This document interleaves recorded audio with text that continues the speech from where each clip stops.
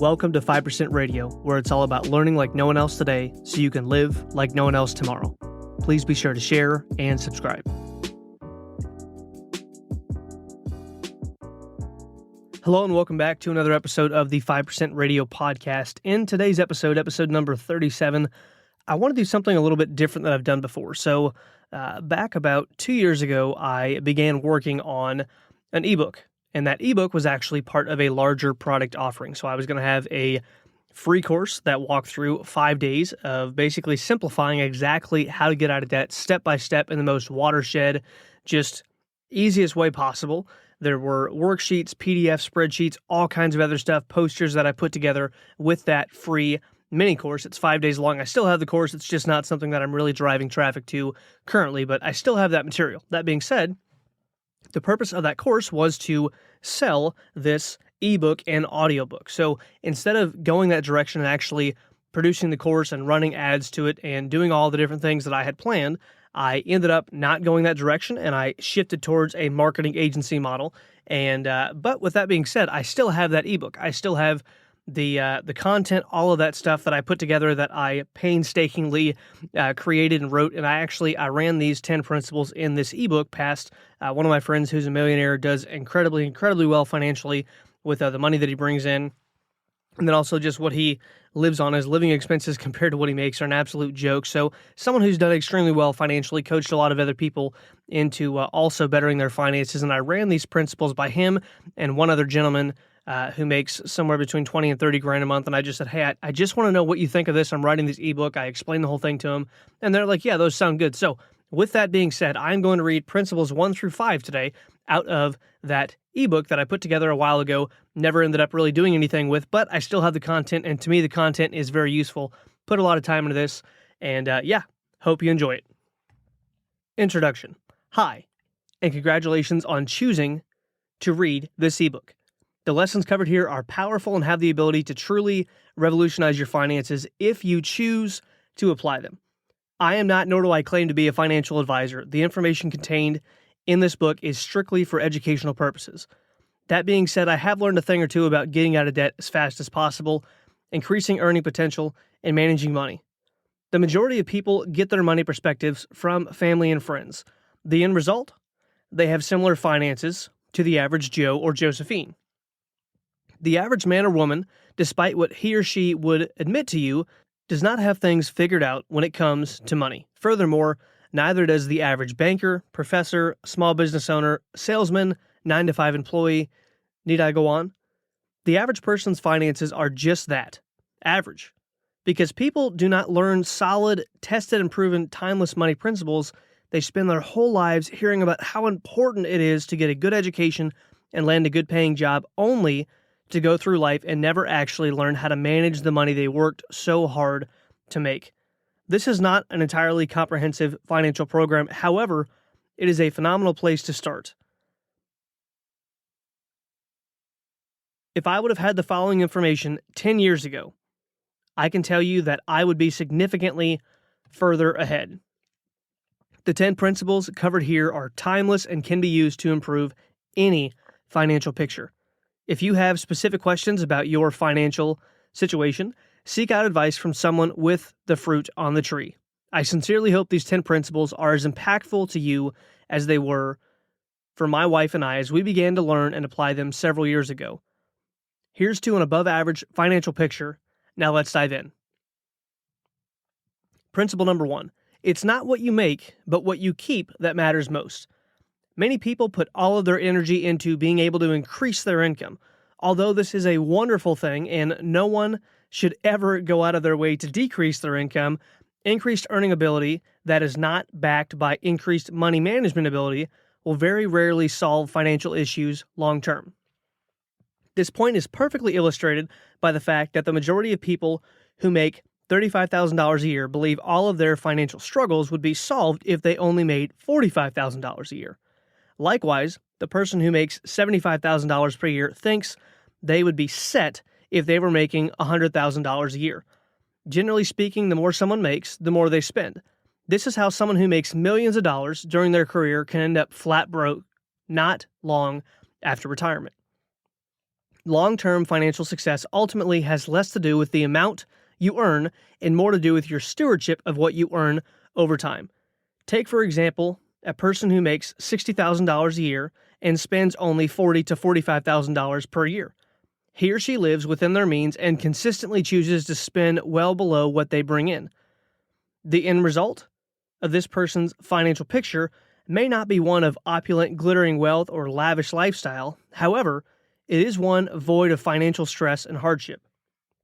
Furthermore, their life is most likely filled with a well above average level of financial security and cash on hand during an emergency.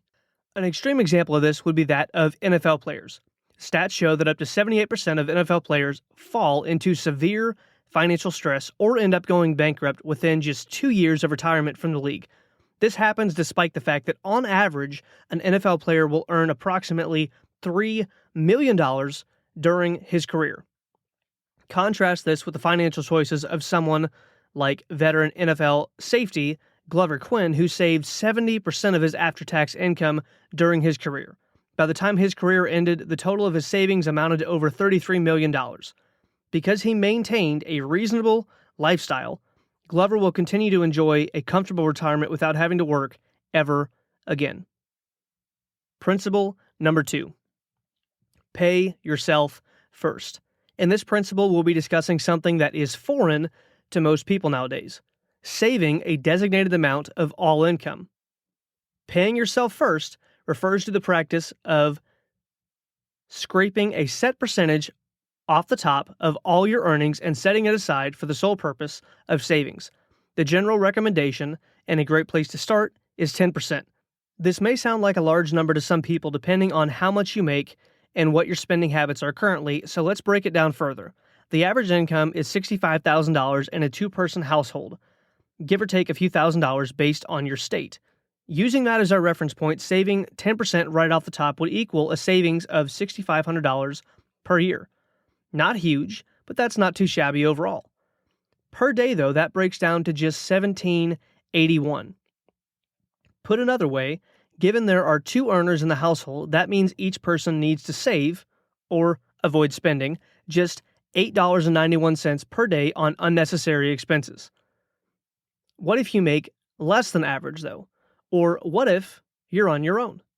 I'm glad you asked, because being able to implement this savings goal while making a below-average income still seems achievable. This is due to the fact that it is a set percentage across the board. On average, a single-person household makes roughly $34,000. Again, give or take $1,000 based on the state you live in.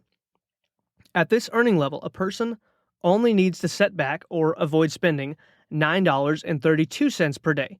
Without exception, begin paying yourself 10% of everything you make. This goes for unexpected income and gifts as well. Decide before you start to never touch this saved money or skip this habit. Simply save it automatically, and you'll be amazed how quickly money will start to stack in your account. If at all possible, automate this process by setting up a direct transfer from your checking into your savings account. By automating this decision, you won't have to worry about making the choice 26 times a year, assuming you get paid bi-weekly, or 52 times if you get paid weekly. Lastly, do not get a card for the savings account and have the signature of a family member or financial mentor required for you to remove money from the account. Since this is not an emergency fund, the process of withdrawing money should be as arduous as possible to prevent making emotional decisions. Principle number 3, invest in yourself. According to Warren Buffett, one of the world's wealthiest men, your number one investment is yourself. To illustrate this principle, I'd like to share a story. Warren Buffett was asked to speak at a college. Looking over the faces of the students, he asked them how many of them would take $50,000 right then and there for 10% of their productive capacity for the rest of their lives. Thinking that would be a pretty good deal, several students raised their hand. Buffett went on to point out that each student, by raising his or her hand, was essentially saying that they themselves were an asset worth $500,000, $500,000. He went on to ask if any of them had another asset of equal or greater value, which, of course, being college students, they didn't. One of my favorite leadership authors and speakers often repeats the phrase, we're all worth minimum wage from the neck down. If that's the case, how do some people make so much money over their lifetimes while others struggle just trying to make ends meet their whole lives? Outside of applying other principles listed above, people fail to invest in growing themselves. Growing yourself, aka investing in yourself, does not simply mean formal education, nor does it mean you have to go to rah-rah seminars and read You Can Do It books all the time. It simply means that you intentionally choose to feed yourself quality content on a regular basis to further your personal and professional growth. The end result is increased earning potential and overall better ability to handle life's curveballs. A great place to start would be with the study of personal finance, ways to increase your ability with people, and habits of successful people found in books such as autobiographies and biographies, along with other options. The difference intentional growth can make in your own business or career, regardless of your field, is astounding. Learn to make reading and listening to educational information a daily habit in your life and never look back. The number one way to begin investing in yourself as what's known as net, or no extra time, learning. You can use this style of learning to maximize your time and just about double your learning speed. Essentially, you'll just choose to listen to educational materials when doing menial everyday tasks such as driving, getting ready for work in the morning, showering, cooking, cleaning, working out, mowing the grass, doing busy work, etc. You may be thinking, no way, I love music and talk radio, and I understand how you feel, but trust me, net learning pays well. Principle number 4, stop taking financial advice from broke people. This principle seems a little harsh, but I have to cover it. I will use myself as an example. In 2017, I was working 60 hours per week for $10.50 an hour. I was getting my water and electric shut off regularly, had 2 maxed out credit cards, one of which was in collections. I had less than $40 to my name multiple times between all of my accounts, in addition to having loans I wasn't able to pay on whatsoever. I didn't qualify to give financial advice, but had you asked me, I would have given it to you. Thus, where the saying comes from, the most expensive advice is often free advice. Most of us choose to take our advice from bankers, who, by the way, make an average of about $30,000 a year. Friends, coworkers, family, the list goes on. If someone doesn't have real results, they don't qualify to give advice, period. Tony Robbins says if you want to be successful, find someone who has achieved the results you want and copy what they do, and you'll achieve the same results. If you are truly looking to revolutionize your finances, decide now that you will only take advice from people that have the fruit on the tree. Stated differently, only take advice from those whose financial picture you want to emulate in your own life. Next time someone begins offering you financial advice, ask yourself this question. What are this person's finances like?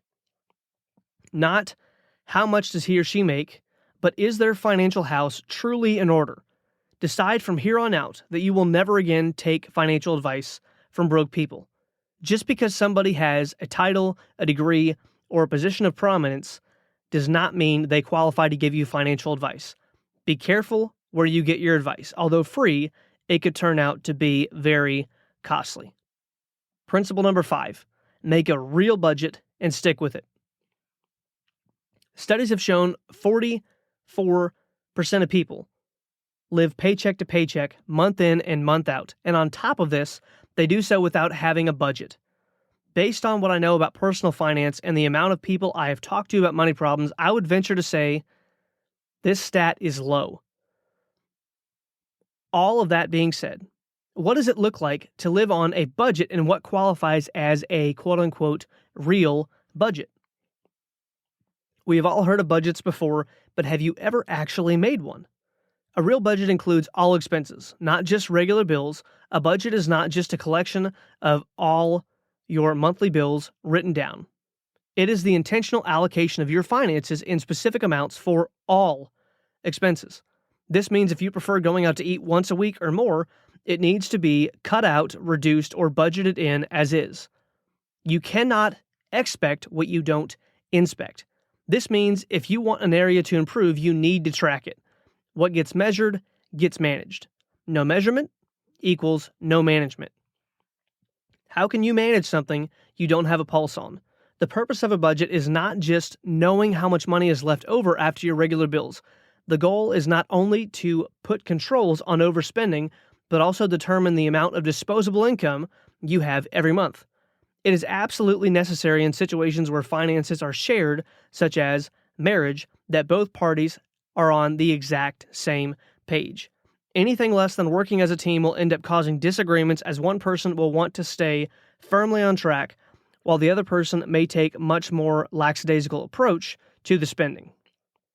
If both parties stay on track and commit to an agreed upon budget, they will be able to maximize their amount of disposable income every month. This disposable income then can be divided up into investment vehicles, targeted savings for a car, house, or other material thing, etc. Most people think money is for spending, when in reality, money has the potential to create increasing amounts of security, resources, and peace of mind during unexpected storms. Money is the only renewable resource we have, and sticking to a budget is one of the most rewarding habits you can create. The better you get with your money, the lower your monthly expenditures become. Over time, your goal should be to live on 70% or less of your income as soon as possible. Once this is achieved, do your best to continually drop the number to a lower and lower percentage of your income. A great example of this is one of the men who I've studied during my own financial education journey. This guy, although very well off, is not a big name everyone would know. He lives on 12% of the interest made on his saved money. Talk about discipline and sticking to a budget. Budgeting and being smart with your money will take you further than you can imagine, faster than you can imagine. When it comes to managing your money, and specifically getting out of debt, one of the best ways to put the strategy into practice as soon as possible is by carrying a small notebook everywhere you go. Each time you make a purchase, write it down, no matter how small it is. If you are married, your spouse can do the same thing, and at the end of the month, compare notes and see what was being spent where. You'll be amazed to know how much you're spending every month on things you do not even think about when it comes to creating your budget. Put this principle to use, make a solid budget, get your living expenses as low as possible, and watch what happens. Hey guys, wanted to pop in here and say that I hope you enjoyed that. That was Principles 1 through 5. Next week's episode will be Principles 6 through 10, and then we will get back into the regular segmentations of the show. So with that being said, if you found this helpful so far, and if you find next week's episode of Principles 6 through 10 helpful, be sure to share the show. Send this to someone else that you know might need help with their finances, or who is into this sort of thing that may not already be a listener of the show. That being said, I will talk to you in the next episode. Have a great week. Oh, yeah, I got you guys. You thought the episode was over. I'm just kidding. Yeah, it's totally over. I'll talk to you next week.